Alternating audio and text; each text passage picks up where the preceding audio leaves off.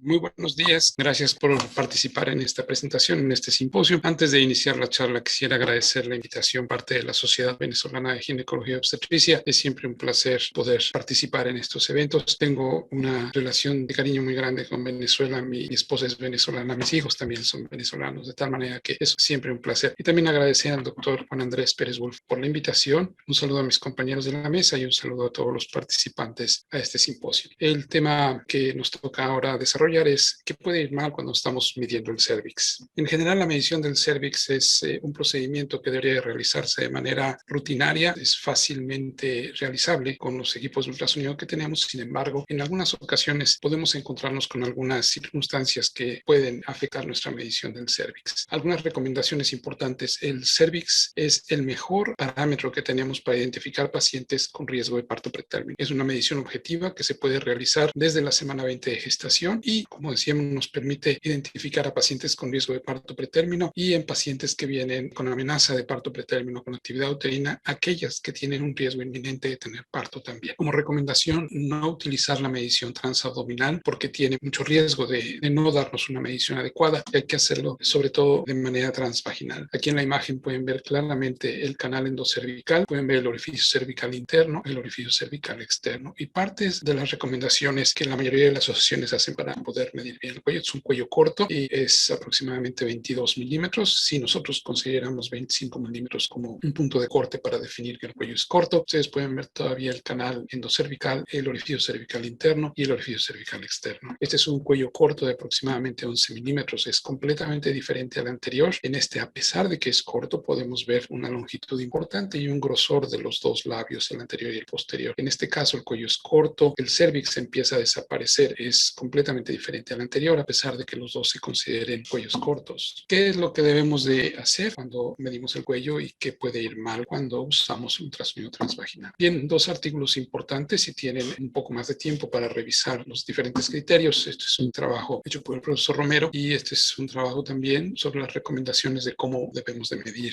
el cuello. En Estados Unidos se siguen las recomendaciones de este grupo, del grupo CLEAR, que es un grupo de educación y entrenamiento también para la medición del cuello, que en general todas las sociedades y las recomendaciones son similares. ¿Cuáles son? Bueno, utilizar ultrasonido transvaginal. Segundo, hay que revisar completamente el canal endocervical, verlo completamente cuando estamos visualizando, ver el orificio cervical interno, el orificio cervical externo, que el labio anterior y el labio posterior tengan aproximadamente el mismo grosor y, como método subjetivo, que también tengan la misma ecodensidad. ¿Cuál es la anatomía normal del cuello? Imagen parecida a la primera diapositiva que les presenté. Nuevamente el canal endocervical completo, orificio cervical interno, orificio cervical externo. Tenemos el labio anterior y el labio posterior. En este lugar tenemos el transductor transvaginal. Esta es la pared vaginal posterior. Y este es un esquema de cómo la representación de las diferentes partes anatómicas del cuello. La recomendación es que lo midan 3 veces, que utilicen el más corto como la medición representativa de esta paciente y, si es posible, quedarse algún tiempo para ver los cambios dinámicos en el cuello. Y como otro método importante de identificación de pacientes de riesgo, buscar el lodo cervical o slot cervical. Este es un ejemplo de una medición en el primer trimestre de la gestación, en el cual vemos el cuello completo y después el istmo cervical. En edades gestacionales tempranas y en algunas veces se puede ver todavía hasta las 20-22 semanas, el segmento uterino inferior se contrae, las dos paredes se encuentran adosadas y esto da una imagen parecida a un cuello muy largo, pero esto es el segmento uterino inferior. Es importante saber e identificar con claridad el orificio cervical interno para hacer una medición adecuada. La presencia del istmo incrementa el riesgo de una medición no adecuada. Por lo tanto, en el primer trimestre la medición del cuello no es tan precisa como puede ser en el segundo trimestre de la gestación, pero también se pueden encontrar esto en el segundo trimestre de la gestación. De tal manera que no hay una evidencia clara de que la medición del cervix se pueda utilizar en el primer trimestre de la gestación. ¿Qué es lo que tenemos que evitar cada vez que hacemos una medición del cuello? Primero, hay que evitar la presión excesiva. En general, cuando se introduce el transductor, se debe hacer de una manera muy gentil y visualizando las estructuras. Cuando se introduce con mucha presión, se elonga el cervix y los labios no tienen la misma densidad ni tampoco el mismo grosor. Vean ustedes aquí como en el inicio del video hay una presión excesiva, el cuello se ve largo, pero cuando se relaja la presión se observa que el cuello es más corto y que la corto es un poco más suave y podemos encontrar el mismo grosor de los dos labios del cuello. Aquí también estamos colocando mucha presión en el cuello, el labio anterior se ve más pequeño en grosor que el labio posterior, la densidad también es distinta. Podemos medir este cuello, pero lo que estamos haciendo es presionando demasiado, por lo tanto la medición es completamente adecuada. Y en esta imagen podemos ver las densidades diferentes por el incremento en la presión que tenemos en el cuello. Eviten el no ver el cuello. Si no ven el cuello bien, hay que buscarlo, y si no lo encuentran, no lo midan. En este caso, por ejemplo, no se ve bien el cuello, no sabemos exactamente en dónde empieza y en dónde termina. Lo podemos medir de aquí hasta acá o de aquí hasta acá, pero en realidad no lo sabemos. No tenemos una clara imagen de la medición del cuello. Sucede en muy pocas ocasiones, pero cuando sucede es mejor no medirlo cuando no estamos seguros. Y midan siempre la porción del cuello que esté cerrada, como recomendaciones donde estén las membranas. En este caso vemos que podríamos considerar el cuello desde aquí hacia acá, sin embargo vemos que hay una separación de los dos labios, la presencia de sludge aquí, y esta es la porción del cuello que se encuentra cerrada. Esta es la porción del cuello que hay que medir. Y evitar cuando hacemos el estudio transvaginal la presencia de la vejiga llena. Cuando la vejiga llena presiona el cuello y lo puede elongar de una manera artificial, hay que pedirles a las pacientes que vacíen su vejiga antes de hacer la medición del cuello. Esto fue con la vejiga llena, y después cuando la vejiga ya estaba vacía vemos que el cuello en realidad era más corto. Bien, ¿qué otras cosas encontramos cuando hacemos la medición del cuello? Bueno, la tunelización o funneling se ha mencionado mucho como un factor que puede ayudar a identificar pacientes con riesgo de parto pretérmino. En realidad ya no utilizamos el funneling, ni la medición, ni la dilatación del funneling como un parámetro importante. Es simplemente la medición de la longitud cervical. Este es otro caso en el cual pueden ustedes ver una tunelización, pero la medición importante es la medición de la longitud. La presencia del funneling no aumenta o disminuye el riesgo de parto pretérmino. De tal manera que el funneling o tunelización no tiene un valor independiente, lo tiene en relación o en conjunto con la medición del cuello, pero no de manera independiente. Y podemos encontrar en algunas ocasiones estructuras que nos pueden afectar la medición. En este caso encontramos quistes cervicales. Vemos que el cuello está completo. Vemos las membranas aquí. Podemos seguir el canal endocervical. La presencia de los quistes no nos permiten ver con claridad el orificio cervical externo. Sin embargo, con una visualización mejor podemos encontrar y medir el cuello. En este caso, hacemos un barrido izquierda-derecha y encontramos que hay una dilatación ya del cuello. A pesar de que el cuello se ve todavía largo, ya hay una dilatación. Este cuello es no medible, puesto que el cuello ya está abierto. A pesar de que podemos medir de aquí hacia acá, el cuello ya se encuentra abierto y por lo tanto no lo podemos medir de manera objetiva. Y en este caso tenemos nuevamente la vejiga llena y pueden ver que la longitud del cuello es anormalmente larga por la presión de la vejiga. Y en este caso encontramos una gran cantidad de glándulas en el cuello. Recuerden que no son realmente glándulas, sino son repliegues de la mucosa, pero nos permiten tener esta imagen que en un momento dado pudiera parecer como dilatación del cuello, pero en general esto es un cuello cerrado con mucosidad dentro del cuello y la presencia de glándulas cervicales. En este caso, en el cual hay una dilatación completa, el cervix está completamente abierto, las membranas están protruyendo y lo que vemos aquí es la presencia de sludge o lodo intracervical. En este caso tenemos también la presencia. En el principio del video se ve un cuello que pareciera largo, sin embargo cuando hacemos el barrido hacia el lado izquierdo se observa la presencia del cuello corto. Entonces también como recomendación hagan siempre un barrido de izquierda a derecha para poder estar seguros que estamos midiendo el cuello. Una recomendación importante, siempre limpien el transductor después de cada examinación. La recomendación es que se utilice agentes de desinfección severos o importantes, alto nivel de desinfección, puesto que puede haber transferencia de patógenos, incluido el virus del papiloma humano. Entonces siempre limpien su transductor después de haber hecho cualquier exploración. Y les voy a mostrar algunos casos también que son raros, que no se presentan de manera muy frecuente, sin embargo pueden también afectar su evaluación cuando están revisando el cuello. Esta es una paciente de 26 años con su primer embarazo que llega a las 20 semanas de gestación, completamente asintomática para el estudio normal. Nosotros les medimos a todas las pacientes el cuello a las 20 semanas. Cuando hacemos un ultrasonido abdominal, vemos una placenta posterior, vemos un feto que se mueve bien y vemos un líquido amniótico normal. Este es nuevamente unos datos, ya se encuentran aquí, que les puede ayudar a hacer el diagnóstico, pero bueno, en general es una placenta posterior, un líquido normal, un feto moviéndose bien. Cuando hacemos el ultrasonido transvaginal, no encontramos el cuello, hacemos un barrido de izquierda a derecha y no encontramos cuello, vemos esta protrusión de membranas con una placenta posterior muy cercana al orificio cervical, pareciera que es una placenta previa, sin embargo la paciente es completamente asintomática. Seguimos midiendo y vemos que no hay cuello y la placenta está muy cerca de ahí. Siempre hay un riesgo de que se rompan las membranas y exista un sangrado importante. La paciente se mantiene en hospitalización con el diagnóstico de cervix no medible y una placenta previa.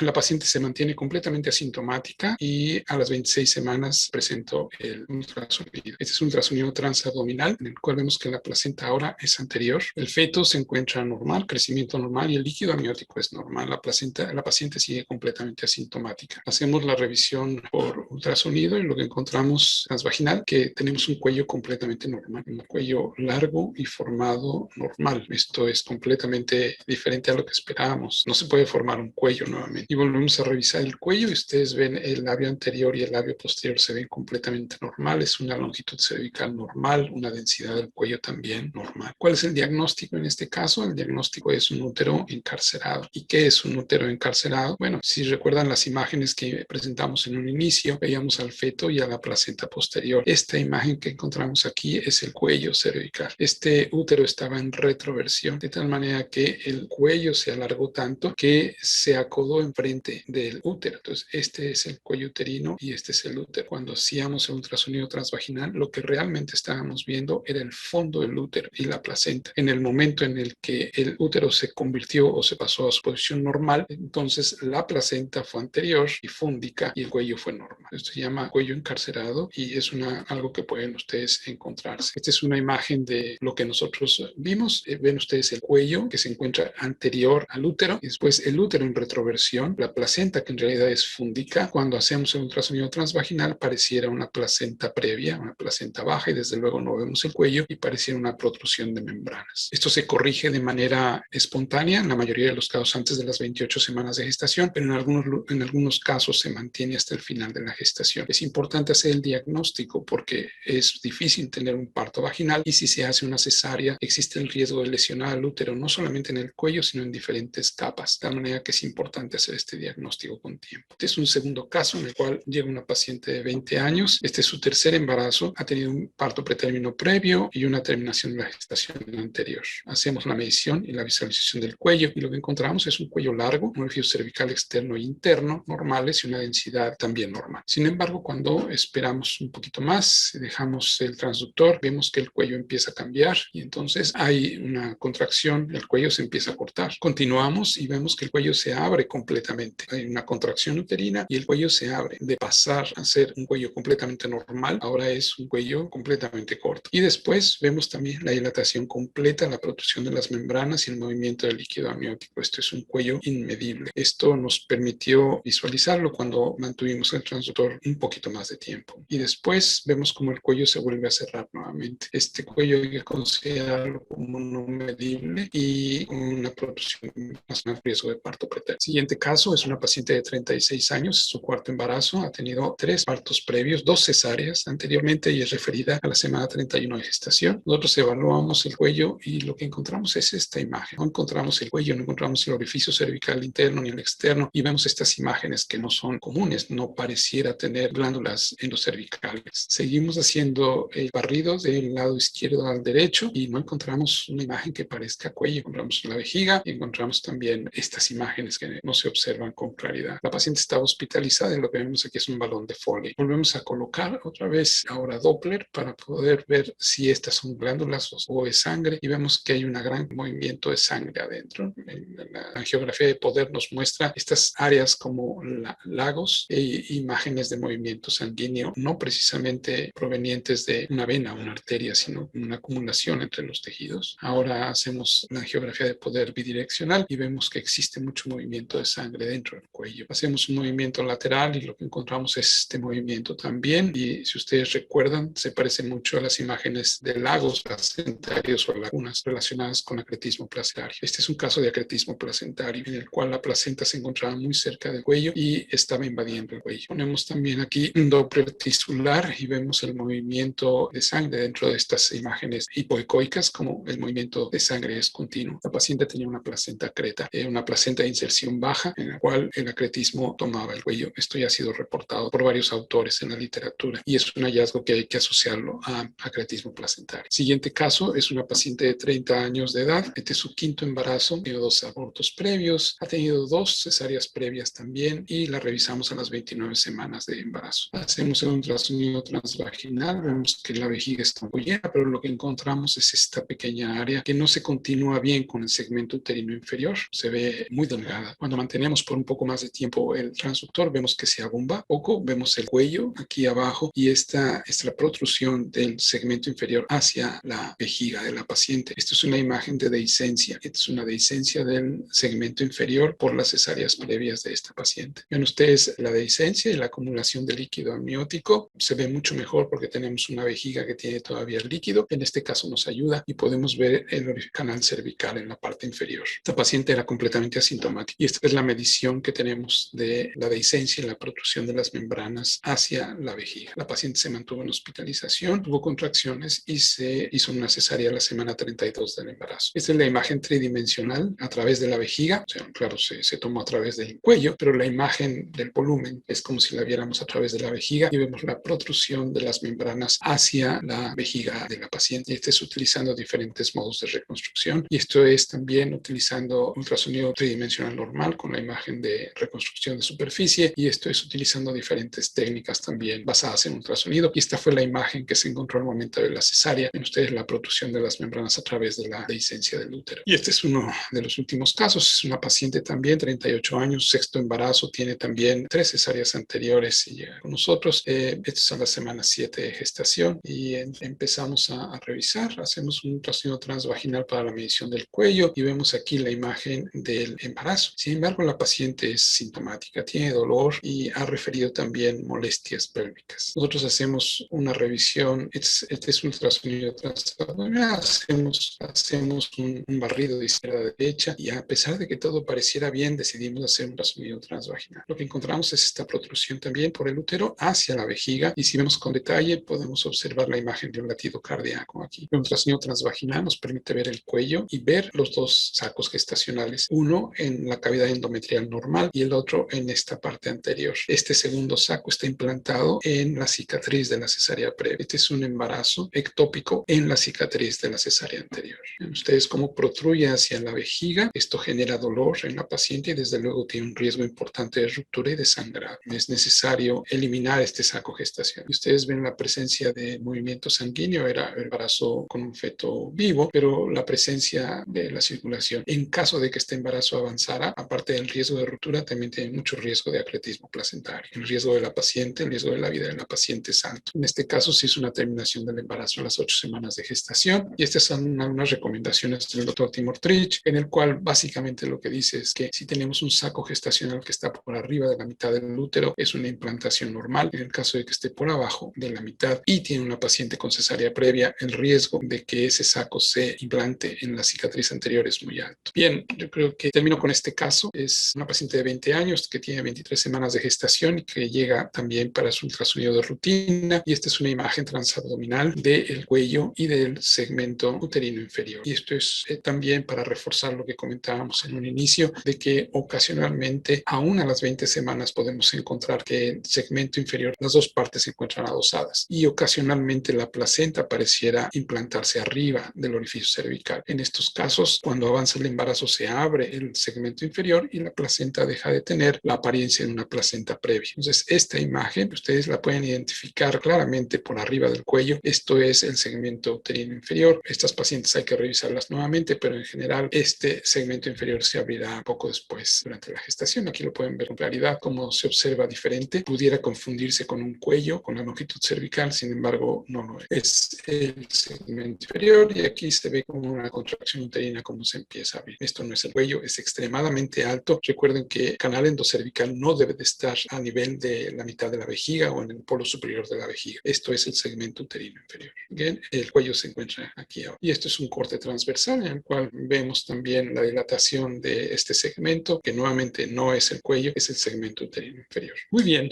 estos casos son raros, no son frecuentes, pero si ponemos todos ellos juntos, muy probablemente ustedes encontrarán 1 o 2 casos por mes, o depende de la frecuencia en que lo vean. Cuando el cuello no lo vean de manera clara, piensen que puede ser la razón por la cual el cuello no está así. El cuello en el 99% de los casos se debe observar como lo vemos en esta imagen. Aprovecho la oportunidad para recordarles los 3 puntos importantes: ver el canal cervical, endocervical completo, identificar claramente el orificio interno y el externo y que el labio anterior y posterior tengan el mismo grosor y la misma ecodensidad. Si no lo ven bien en un principio, hagan un barrido de izquierda a derecha hasta que encuentren un buen plano. No todos los cuellos son iguales, más bien todos los cuellos son distintos y en cada uno de ellos requerirá que tengan un poco de ajuste en su manipulación del ultrasonido o del transductor para poderlo ver de manera adecuada. Hagan 3 mediciones, utilicen la más corta como la representativa de la paciente y si tienen tiempo, espérense un poquito, digan a la paciente que puede ser un poquito incómodo, pero traten de ver cómo se comporta el cuello cuando hay alguna una contracción o movimientos. Y después también recuerden que hay que identificar la presencia de lodo o sludge porque aumenta el riesgo de parto pretermino en estos pacientes. Muchísimas gracias por su atención. Espero que haya sido de utilidad y si tienen alguna pregunta estaré aquí para responderla. Muchísimas gracias nuevamente.